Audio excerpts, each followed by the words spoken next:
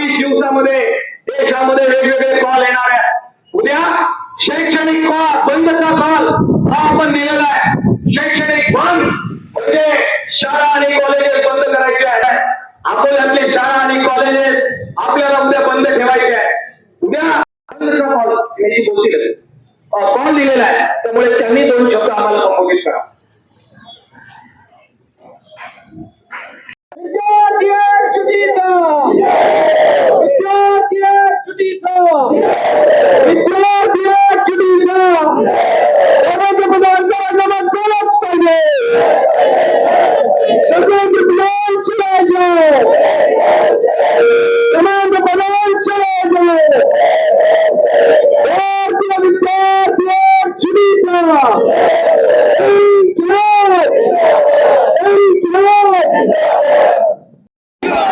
शिक्षण मंत्री मुर्दाबाद, अरे मोदी सरकार मुर्दाबाद, अरे अमित शहा मुर्दाबाद.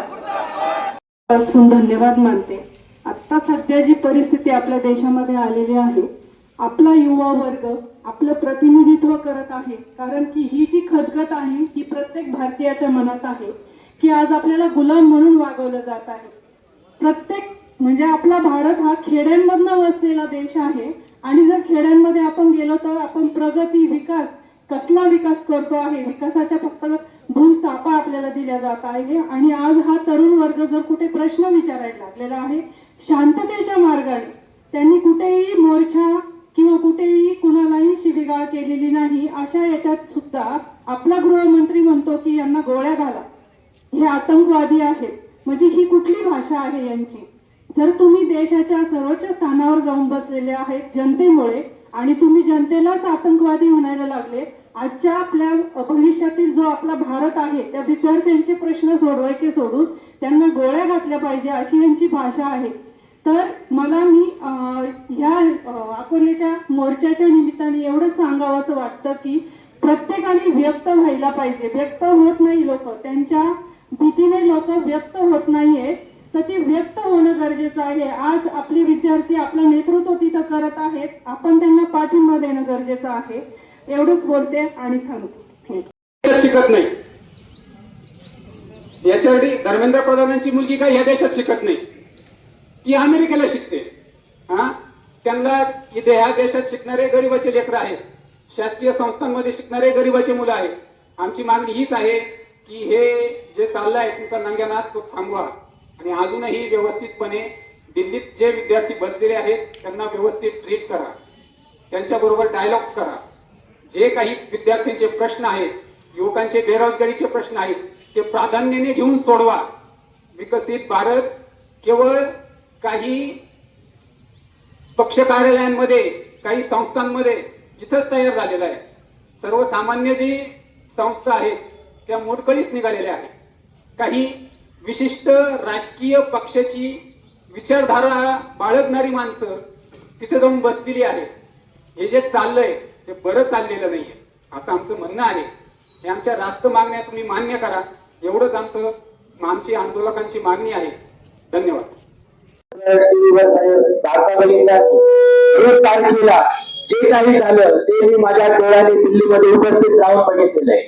ज्याप्रमाणे या देशाने बघितलं विद्यार्थ्यांवर झालेला अत्याचार त्याला संपूर्णपणे कारणीभूत आहे या देशातील सरकार.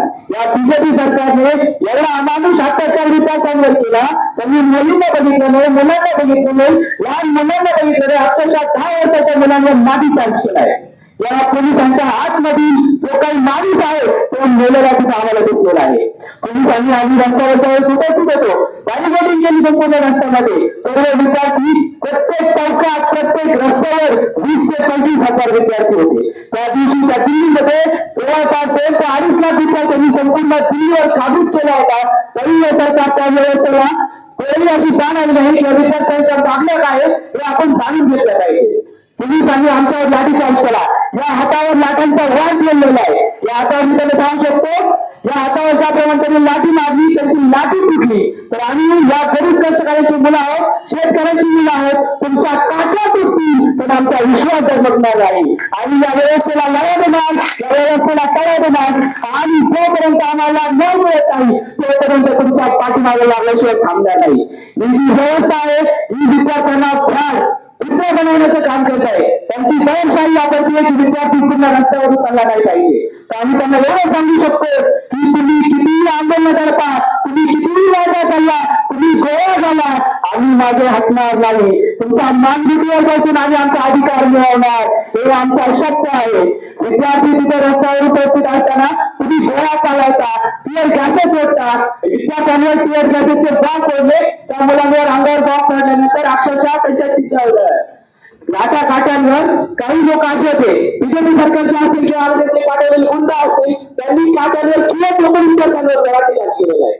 ही व्यवस्था इतक्या खालच्या पातळीपर्यंत जाऊ शकते. तर आपण या देशाचे नागरिक म्हणून आपलं कर्तव्य आहे या सरकारला ठिकाणावर आणलं पाहिजे, या सरकारला जागा केलं पाहिजे. तुम्हाला आम्ही बसवलंय विद्यार्थी एक जुनीचा विद्यार्थी एक जुनीचा पेपर फुटीला जबाबदार असणारा शिक्षण मंत्री जबाबदार चले जाओ या सरकारचं करायचं काय? प्लास्टिक को खाएंगे फिर भी आगे जाएंगे, प्लास्टिक को खाएंगे फिर भी आगे जाएंगे. नहीं चलेगी नहीं चलेगी, तानाशाही नहीं चलेगी, नहीं चलेगी नहीं चलेगी, गुंडागर्दी नहीं चलेगी, दादागिरी नहीं चलेगी, नहीं चलेगी नहीं चलेगी, गुंडागर्दी नहीं चलेगी, नहीं चलेगी नहीं चलेगी. भ्रष्ट सरकार मुर्दाबाद मुर्दाबाद मुर्दाबाद, भ्रष्ट सरकार मुर्दाबाद मुर्दाबाद.